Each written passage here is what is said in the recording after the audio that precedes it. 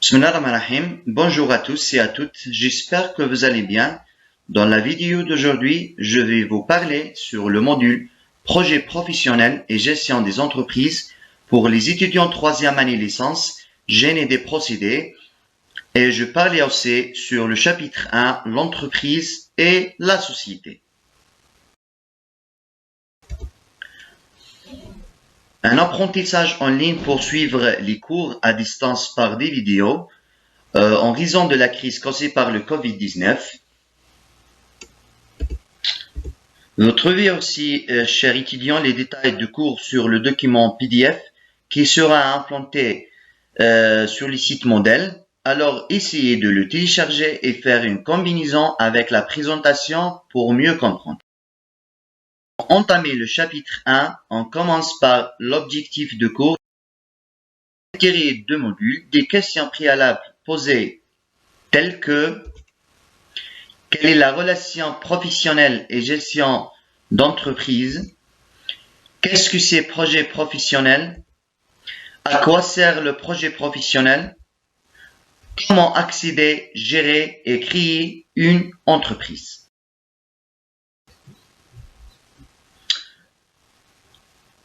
Alors, on commence par l'objectif de cours. Comme l'indique sur les images suivantes, on peut voir qu'il y a une relation avec la formation de l'étudiant et leur environnement, c'est leur travail et l'entreprise. Cette relation est liée à la capacité de la connaissance de l'étudiant sur la formation, aussi liée à des objectifs sur la vie professionnelle. Pour trouver l'idée afin de cibler les techniques pour accéder dans une entreprise. Par définition, le projet professionnel est généralement associé à un objectif, une stratégie, un plan d'action et un moyen et ressources qu'on va pouvoir mobiliser selon un calendrier différent. Ce projet professionnel sert à définir un objectif professionnel assorti de moyens va donner sens à votre formation, vous motiver et donner de l'assurance, veut permettre d'être efficace dans vos recherches en ciblant les segments de marché et les opportunités qui vous correspondent le mieux. Aider les recruteurs à comprendre qui vous êtes, dans quelle dynamique vous vous inscrivez et à vous orienter vers un emploi qui vous correspond. Vous aider aussi à faire plus rapidement et plus sereinement des choix, que ce soit information ou bien. À la fin de ces définitions et ces questions, on peut mettre les objectifs et l'intérêt du cours. Alors, le premier objectif, c'est pour maîtriser les outils méthodologiques nécessaires à l'insertion professionnelle en fin d'études, pour préparer à la recherche d'emploi, pour sensibiliser à l'entrepreneuriat, pour la présentation d'un aperçu des connaissances de gestion utiles à la création d'activités et pouvoir mettre en œuvre. Maintenant, on commence par le chapitre 1. Vous allez acquérir l'entreprise, sa définition et ses objectifs, les différentes formes d'entreprise, les types des entreprises, la diversité des termes d'entreprise et à la fin la classification des entreprises. On commence par la définition de l'entreprise. Par définition, c'est une économique d'outils d'une autonomie juridique qui combine des facteurs de production, capital et de travail pour produire des biens ou des services destinés à être vendus sur un marché. Alors, je résume cette définition. Alors, c'est une unité économique pour produire des biens, c'est bien sûr plutôt, ou des services destinés à être vendus sur un marché. Alors, on trouve d'autres termes associés au terme d'entreprise. Mais ces termes sont associés, mais c'est pas le même d'usage. Alors, ce nom, ces diversités des termes d'entreprise, alors selon l'usage de cette entreprise. Alors, on va voir ensemble, quelques deux termes viennent à l'esprit. Si nous voulons remplacer celui de l'entreprise, il est utile de montrer le contexte des usages appropriés pour chacun de ces termes. Ces termes sont la société, l'institution, firme, organisme. Alors, je vous la définition de société. C'est un contrat par lequel deux ou plusieurs personnes conviennent de mettre en commun des biens ou leur industrie on veut de partager les bénéficiaires ou de profiter de l'économie qui pourra en résulter. Alors, كما نشوفونا c'est le même objectif, c'est de bénéficier et de faire le bien, de partager l'économie. Mais la société, c'est différent à l'entreprise. Alors, c'est créé par deux ou plusieurs personnes. Par contre, l'entreprise peut aussi être instituée par une seule personne. L'institution. Le terme d'institution concerne donc les composantes de l'environnement des entreprises. L'institution bancaire, l'institution financière, les institutions juridiques. On peut pas parler entreprise bancaire. C'est une institution juridique c'est une institution qui travaille selon des lois et selon des directives selon l'État. Par exemple, l'institution du culture français, CCF,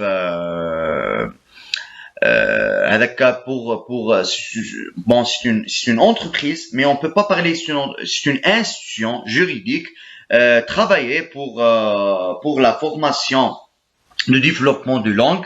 Alors, c'est une entreprise qui fait le bien de commerce, c'est une économie. Alors, vous allez pour le CCF pour développer votre langue, mais l'institution va bénéficier avec vous par un argent bien. Maintenant, c'est quoi l'organisation? Une organisation est la coordination rationnelle des activités d'un certain nombre de personnes pour l'atteinte d'un but explicite commun via une division du travail et des responsabilités. Alors, le groupe, c'est des plusieurs personnes, mais la différence entre la société et l'entreprise, c'est l'organisation. Chaque personne diviser le travail et la responsabilité. Chaque personne ayant une responsabilité sur cette entreprise. Alors, c'est quoi l'objectif de l'entreprise? Lorsqu'on crée une entreprise, quelle est une question posée? C'est quoi mon but? C'est quoi mon objectif pour l'entreprise? Alors, bref, l'objectif de l'entreprise est de rester viable, d'assurer sa survie le plus temps possible. Et c'est ça le plus important parce que on a créé une entreprise pendant une année ou 2 ans, c'est pas faisable. C'est parmi les objectifs de création d'entreprise et d'assurer sa survie et de rester le plus temps possible. C'est ça l'intérêt. Et pour assurer aussi sa pérennité, l'entreprise doit pour cela garantir des bons résultats toujours, parce que lorsque on diminue notre résultat en entreprise, alors on perd notre économie. On passe maintenant par le dernier point sur ce chapitre, c'est la classification des entreprises.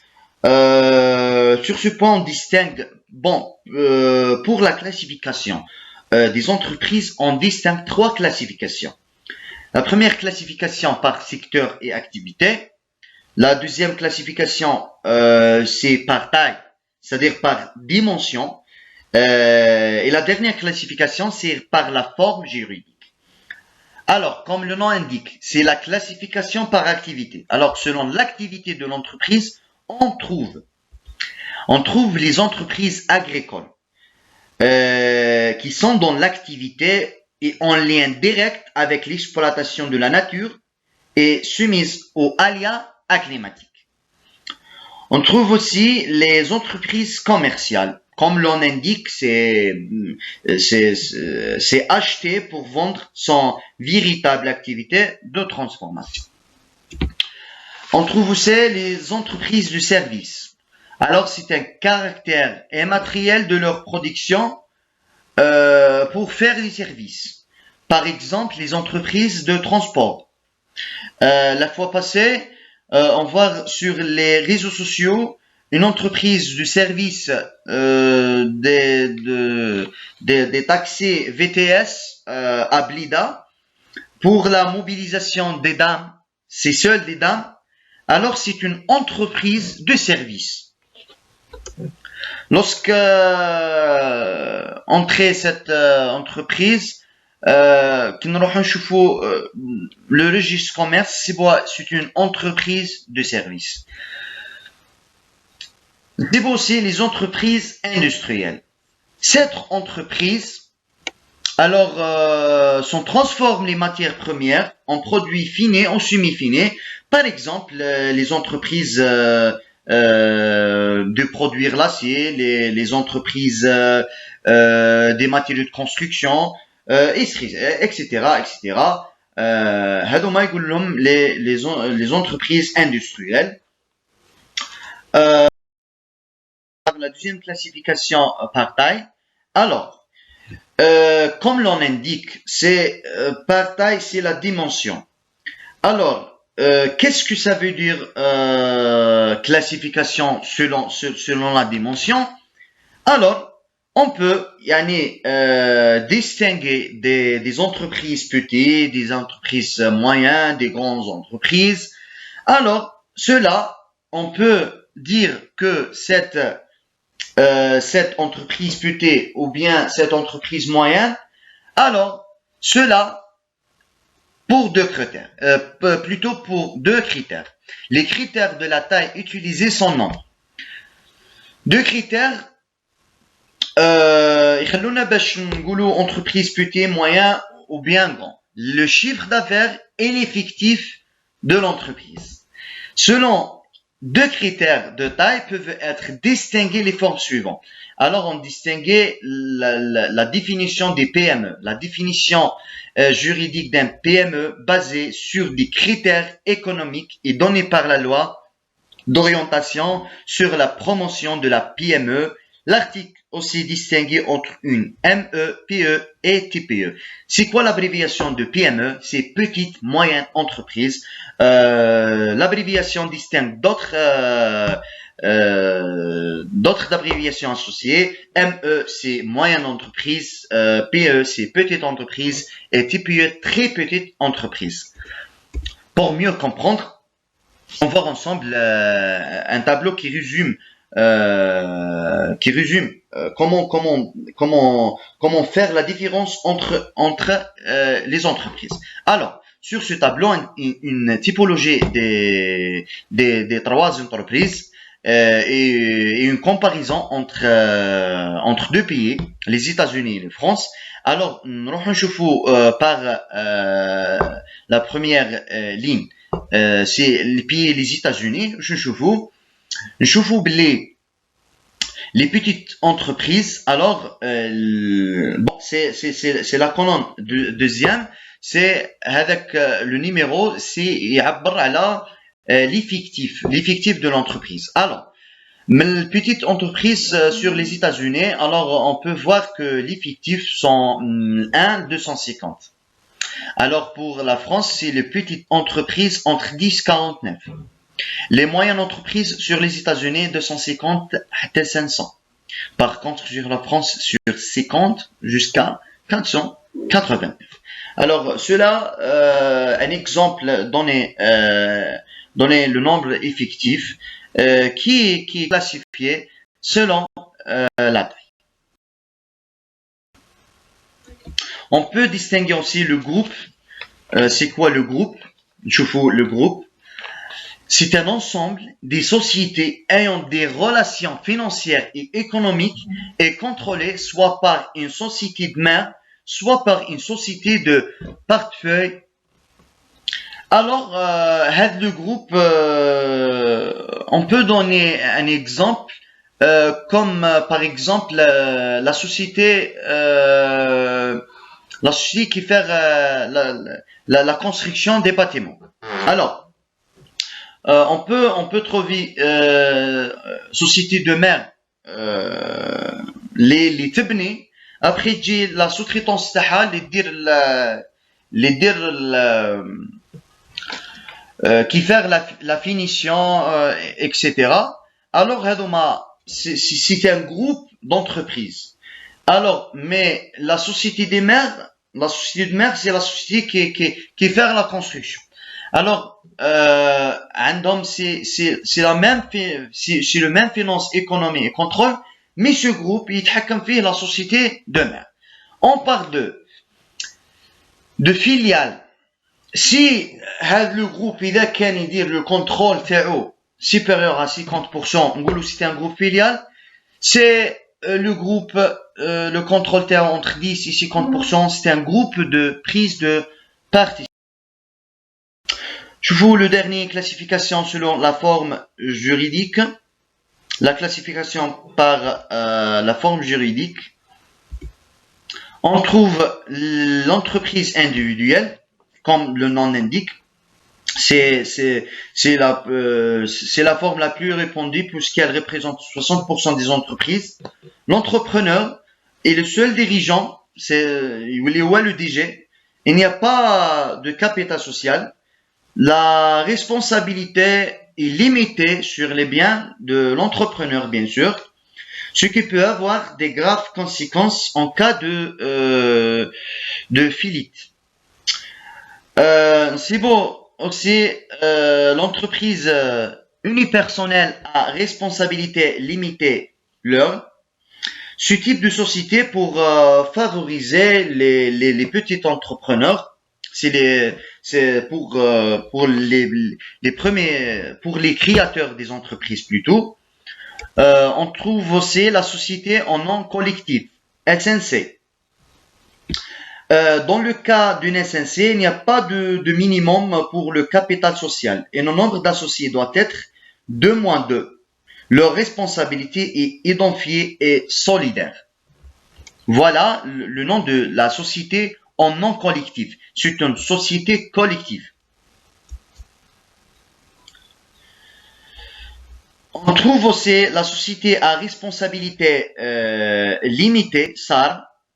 SAR, elle représente 2/3 des sociétés commerciales et doivent compter entre 2 et 100 associés. Et c'est la responsabilité des associés limitée à leur rapport.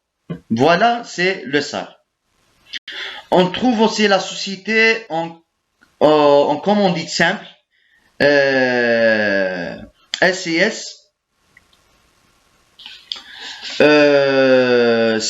Ce type d'entreprise existe depuis, elle doit de composer au moins 2 associés. Il y a encore leur responsabilité est limitée à leur apport. On trouve aussi la société en commandite par action. Cette forme d'entreprise existe depuis longtemps et le capital social doit être doit être de 2 mois. Comme pour une ACS, le nombre d'associés doit être supérieur ou égal à 2 et leur responsabilité est limitée aussi par leur rapport. À la fin de cette vidéo, je vous remercie pour votre attention et je vous souhaite tout le courage. Merci.